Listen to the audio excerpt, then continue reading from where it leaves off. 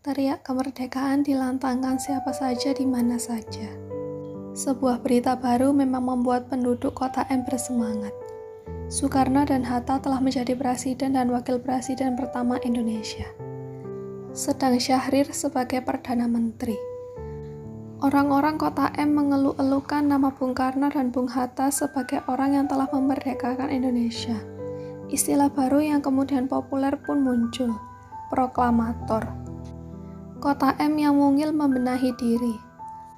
Penduduknya mulai bergiat kembali, tak terkecuali Idrus Muria dan istrinya Rumaisa. Idrus Muria masih memiliki satu cita-cita yang tertinggal ketika 2 tahun yang lalu ia ditangkap Jepang, selubung kemasan. Ya, terlebih ketika selama ini melewati hari-harinya di Koblen, Surabaya. Ia melihat rokok-rokok yang beredar, memiliki selubung kemasan yang bermacam-macam. Seorang anak kecil bermata sipit yang bukan Jepang tapi Cina, beberapa kali datang untuk mengantarkan segenggam kretek buat kerabatnya yang ada di Koblen. Dioper lewat pagar kawat. Kretek menjadi barang yang mewah ketika di penjara. Bukan hanya masalah benda itu bisa menjadi alat pembayaran dadakan yang bisa dibarter dengan benda-benda lain yang mungkin dibutuhkan dan dimiliki oleh orang lain. Tetapi juga, menghisap kretek sejenak bisa membawa pikiran pulang ke rumah. Kepada istri yang tengah mengandung menunggu, yang tentu saja kini telah gugur di makam kesedihan. Aku akan mengganti nama Joyoboyo, ujar Idrus Muria suatu malam seusai percintaannya dengan Rumaisa. Kenapa mas? Itu nama dagang sudah terkenal loh di kota M. Kalau ganti nama, berarti kan kita mulai lagi dari nol. Joyoboyo bukan nama dagang yang baik. Tadinya aku pikir baik, tapi setelah aku masuk Koblen, aku tahu itu bukan nama yang baik. Idrus Muria memang tak banyak membicarakan hari-harinya selama di Koblen. Ia lebih suka menikmati apa yang kini digenggamannya. Istrinya, rumahnya, kota M tempatnya bernaung sejak lahir, kelobotnya, dan yang penting adalah masa depannya. Seperti yang telah dikisahkan sebelumnya, kenapa Idrus Muria memilih nama dagang Joyoboyo bukan dengan sembarang. Ia sangat percaya ramalan tokoh masa lalu itu akan masa depan yang cerah, karena akan datangnya saudara tua yang akan membebaskan mereka dari orang kulit putih. Ramalan itu membawa sengsara yang lebih besar daripada ketika dirinya melewati masa penjajahan Belanda. Jadi mau dikasih nama apa Kang Mas? Idrus Muria berpikir sejenak. Ia tersenyum pada istrinya, mengepalkan tangan dan berkata dengan semangat, "Merdeka." Sudah beberapa hari Idrus Muria mencoret-coret kertas, membuat desain kelopot merdeka yang akan dikeluarkannya. Idrus Muria menggambar seorang pejuang setengah badan yang kepalanya diikat dengan bendera merah putih dan membawa bambu runcing. Dengan telaten, gambar terbaiknya ia simpan. Dimintanya Rumaisa untuk menulis rokok kretek merdeka yang bagus. Lalu, keesokannya dibawanya desain itu ke tukang cetak. Seorang anak muda kira-kira berusia 14 tahun melayani Idrus Muria. "Bapakmu mana, Le?" "Bapak ndak balik, Mas." Anak itu menjawab singkat dengan wajah sendu. "Mas Idrus apa pernah bertemu Bapak waktu di Surabaya?" Itu pertanyaan yang umum ditanyakan mereka yang keluarganya hilang dibawa pergi Jepang kepada mereka yang telah kembali pulang. Idrus Muria teringat.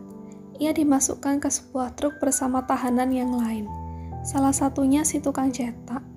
Itu kali pertama dan terakhir ia bertemu tukang cetak selama menjadi tahanan. Ia menceritakan itu semua pada anak tukang cetak. Pemuda itu terlihat kecewa. Usianya 12 tahun sewaktu ayahnya diambil paksa. "Terus yang ngurus percetakan siapa?" "Ya saya." Idrus Muria tersenyum seperti berusaha menguatkan bocah yang tak bisa dibilang telah dewasa itu. Sepulang dari kios cetak, Idrus Muria menuliskan surat pada kenalannya di Surabaya. Rekan sependeritaan ketika di Koblen. Ia memesan papier, kertas pembungkus pengganti kelopot. "Buat apa kertas papier? Kita kan bikin kelopot." Lalu dengan semangat Idrus Muria bercerita pada istrinya bahwa masa depan rokok berada di jenis kretek, sedang kelopot adalah masa lalu. Itulah sebab Idrus Muria meminta istrinya menuliskan rokok kretek merdeka, bukan kelopot merdeka. Selain rasa cintanya pada Rumaisa, ada satu hal lagi yang membuat Idrus Muria bertahan selama di Koblen. Cita-cita mengembangkan produksi kelopotnya. Meski dipenjarakan, ia tetap memperhatikan kecenderungan para perokok di Surabaya. Kelopot mulai jarang diisap orang-orang, terlebih lagi kelembak menyan. Mereka lebih banyak mengisap rokok kretek. Isinya masih tetap sama, campuran antara tembakau dan cengkeh, tetapi dengan tambahan saus, yang merupakan bumbu rahasia, yang bisa membuat rokok kretek semakin istimewa. Campuran tembakau dan cengkeh pun selalu dalam takaran sama, yaitu 2:1. Berbeda dengan kelopot yang selama ini dibuatnya, yang cenderung dicampur hanya dengan ukuran kira-kira. Tak selalu tepat. Pilihan kertas pembungkus campuran tembakau ini atau papir ada beberapa macam warna. Hitam, merah, hijau, putih, dan oranye. Idrus Muria sudah memikirkan begitu banyak rencana. Jika ia keluar, ia akan melakukan ini dan itu demi mengembangkan usahanya. Ia bahkan berusaha bersyukur telah ditangkap dan dibawa ke Surabaya. Jika tidak begini, ia akan selamanya menjadi orang desa yang tak mengerti kota macam Surabaya. Jika tidak begini, kalaupun dirinya sukses dengan kelopot Joyoboyo, maka ia hanya akan menjadi jago kandang di kota kecamatan M yang mungil itu. Idrus Muria telah memutuskan memilih warna merah untuk papiernya. Ia ingin memberikan apa yang disebut orang sekarang sebagai filosofi dari sebuah produk. Dengan nama rokok kretek merdeka dan warna kertas merah yang menandakan perjuangan bangsa Indonesia dan betapa banyak darah yang telah ditumpahkan. Darah yang sebagian kecil tumpah itu telah disaksikan sendiri di Surabaya. Keesokannya, Idrus Muria ke pasar untuk mengambil tagihan kelopot Joyoboyo. Ia bertemu kembali dengan orang suruhan Sujagat yang juga sedang mengambil tagihan, sekaligus memasok kelopot Jagat yang baru. Tapi ada yang berbeda kali ini dengan kelopot saingannya itu. Kelopot itu telah memakai selubung kemasan, dengan tulisan yang mentereng kelopot Jagat, dan bergambar pas foto Sujagat. Betapa kagetnya Idrus Muria melihat itu. Konsep selubung kemasan demikian adalah idenya 2 tahun lalu yang belum sempat kelakon. Diam-diam Idrus jadi agak kesal perihal ini, meskipun ia tak punya bukti bahwa Sujagat mencuri idenya. Lalu, ia perhatikan beberapa kelopot lain yang dijual di situ. Selubung kemasan yang mereka gunakan juga bergambar wajah pemiliknya. Oh, kiranya menampilkan pas foto di selubung kemasan memang tengah musim. 2 detik kemudian, Idrus Muria merasa lega bahwa itu bukan ide asli Sujagat. Laki-laki itu hanya mengikuti apa yang telah berjalan di masyarakat. Idrus Muria sadar, M hanya kota kecamatan yang mungil, dan begitu tertinggal dari kota-kota lain yang sudah besar. Di Surabaya, orang bisa jadi kaya karena berjualan rokok. Begitu pula di Solo. Di Temanggung, orang kaya karena jualan tembakau untuk industri rokok. Sedangkan di kota M, bahkan rokok yang dibungkus kertas pun masih bisa dihitung dengan jari. Penduduk kota M yang kebanyakan petani masih lebih suka kelopot ketimbang rokok kretek. Jika tidak, bahkan masih ada dari mereka yang mengisap kawung, yang biasa dilinting sendiri dengan membeli tembakau dan cengkeh terpisah. Kadang pula menambahkan kelembak dan menyan untuk cita rasa kawungnya. Idrus Muria punya cita-cita. Ia ingin menjadi pelopor pembaharuan industri kretek di kota M. Ia akan menjadi orang pertama yang memikirkan untuk melakukan ini itu, dan pengusaha kretek lainnya di kota M akan mengikuti jejaknya. Namun begitu, ia akan yakin takkan pernah terkalahkan karena ia adalah pemilik otak. Rumaisa sudah demikian gelisah melihat kecenderungan kelopot yang beredar, yang memiliki selubung kemasan yang sangat mentereng. Ia menyesali diri kenapa selama suaminya di Surabaya, ketika ia mengambil alih seluruh kegiatan demi mempertahankan kelopot Joyoboyo, ia tidak berinisiatif untuk memesan selubung kemasan. Toh ia masih punya serangkai kalung yang bisa dijual sebagai modal. Jika ibunya tak mau memberikan tambahan modal, tenang Rum, kita pasti bisa mengalahi kelopot-kelopot itu. Demikian selalu hibur Idrus Muria. Sampai kapan? Bagaimana Rumaisa tak gelisah? jika melihat penjualan Klopo Joyoboyo terus menukik turun. Terlebih lagi, Klopo Joyoboyo sejatinya belum menghasilkan apa-apa bagi keluarga Idrus Muria. Mereka tidak benar-benar hidup dari penjualan klopot itu. Mengingat 2 tahun terakhir badai yang telah mereka hadapi. Kan itu selubung kemasan yang kau pesan sudah jadi berhari-hari lalu. Kita tunggu sampai barang pesananku dari Surabaya datang, sabar ya. Akhirnya paket itu pun datang. Berisi kertas-kertas pembungkus rokok berwarna merah dan berbotol-botol cairan. Isinya apa, Thomas? Rumaisa bertanya-tanya soal botol-botol itu. Ini bahan saus, Idrus Muria menjawab dengan senyum penuh semangat. Saus? Rumaisa penasaran. Tapi setelah itu, suaminya mengurung diri di gudang, tempat mereka biasa menyimpan segala bahan untuk membuat klopot. Hingga petang, Idrus Muria baru keluar dari sarangnya, membawa sejumlah rokok kretek. Ya, rokok kretek, bukan lagi klopot seperti kemarin-kemarin, yang telah dipisah satu sama lain dalam kelompok 4 batang. Dimintanya Rumaisa dan bapak mertuanya untuk mencicipi kretek-kretek itu. Beda ya mas, Rumaisa berkomentar setelah 2 isapan. Itu karena ada sausnya, Idrus Muria tersenyum. Ambune koyok daun jeruk. Lalu bapak mertuanya itu berkomentar, lah, iki koyok jambu kluthuk. Masa? Dengan penasaran Rumaisa mengambil sebagian kretek yang masih utuh. Di kelompok yang dibilang ayahnya sebagai jambu kluthuk, perempuan itu mengisapnya.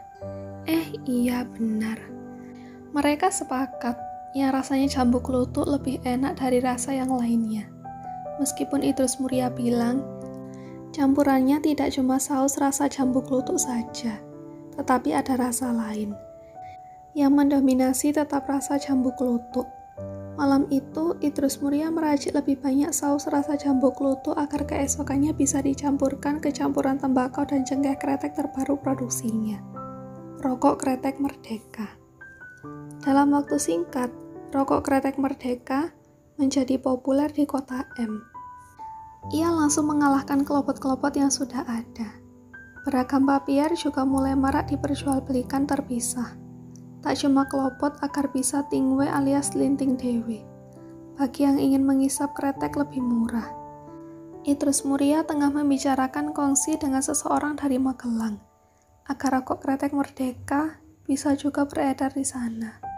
Ia yakin jika Magelang sudah bisa dimasuki, maka akan menjadi awalan bagi kota-kota lain untuk dijelajahi pula oleh Merdeka.